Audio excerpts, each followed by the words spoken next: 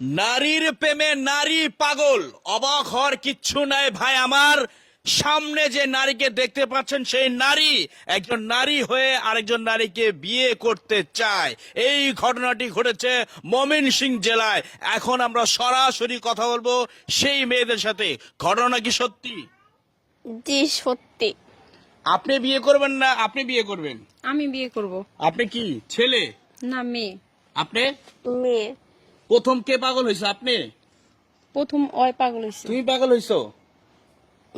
হায় রে হায়, দেখেন ভাই রে ভাই, কিয়ামতের নমুনা জানি কিন্তু কমুনা। যেই কথাগুলো আমরা শুনে আসতেছি সেটাই কিন্তু বাস্তব প্রমাণ। দেখেন একজন নারী হয়ে কি করে আরেকজন নারীকে বিয়ে করতে পারে, এইটা আসলেই কতটুকু পসিবল আমরা এখন এই যে আমার সামনে বুড়া চাচা রয়েছে, এই চাচা আসলে ঘটনাটা কিভাবে দেখে। আচ্ছা আপনি এই যে আপনার কি হয়?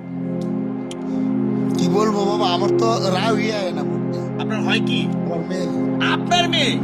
তা আপনার মেয়ে, আপনার তো হাজি, আপনাদের টুপি আছে, মাথায় দাড়ি আছে, পাকা দাড়ি, কিন্তু আপনার মেয়ে এই যে যেটাকে বলে হচ্ছে সমকামী, যেটাকে বলে ডাইরেক্ট বাংলাদেশে এটা নিষিদ্ধ, সেই পথেই যখন আপনার মেয়ে চলতেছে তখন ভবিষ্যৎটা কি বলেন?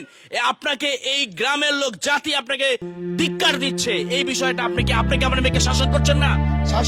শাসন যদি একজনের না মানে কিছু করার নাই। আমি বহু শাসন করছি কিন্তু শাসন মানে না। গ্রামের কথা বলছে, গ্রামের কথা কি করবো? মানুষের কাছে তো আমি শেষ।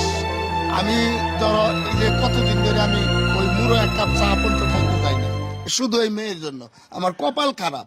তোমরা আমার একটাই বাঁচার পথ, শুধু খালি মরা। আচ্ছা চাচা আপনি এদিকে হ্যাঁ। এই আপু, এই আপনার কি লজ্জা শরম নাই? এই আপনার কি লজ্জা শরম নাই? আচ্ছা ভাই, লজ্জা শরম কি গাছে ধরে? মানে কি? ঝাঁকি দিলে পড়ে দেবো। এখানে লজ্জা শরমে কি আছে ভাই, বুঝলাম না।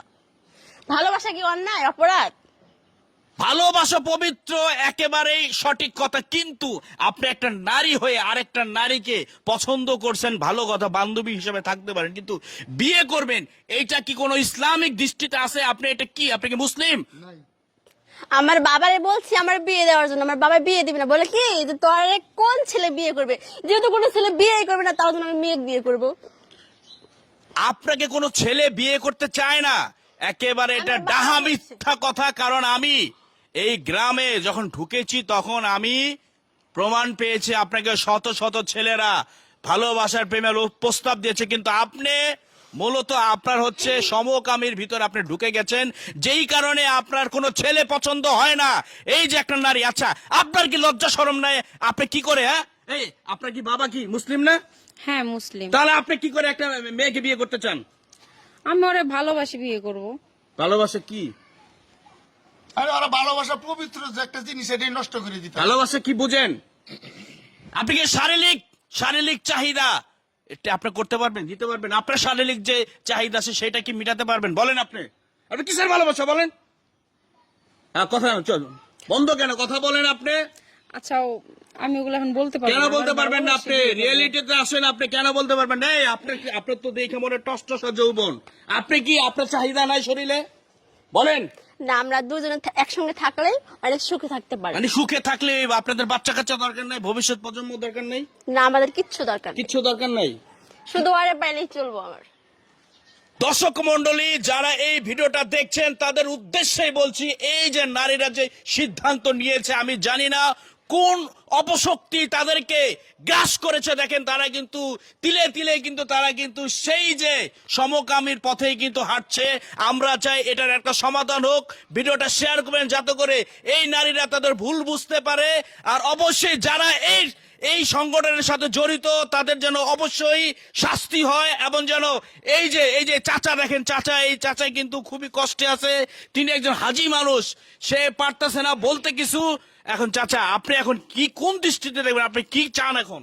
আমি বাবা, আমার মুখের ভাষা নাই, আমার মুখের ভাষা হারাইয়া ফেলাইছি।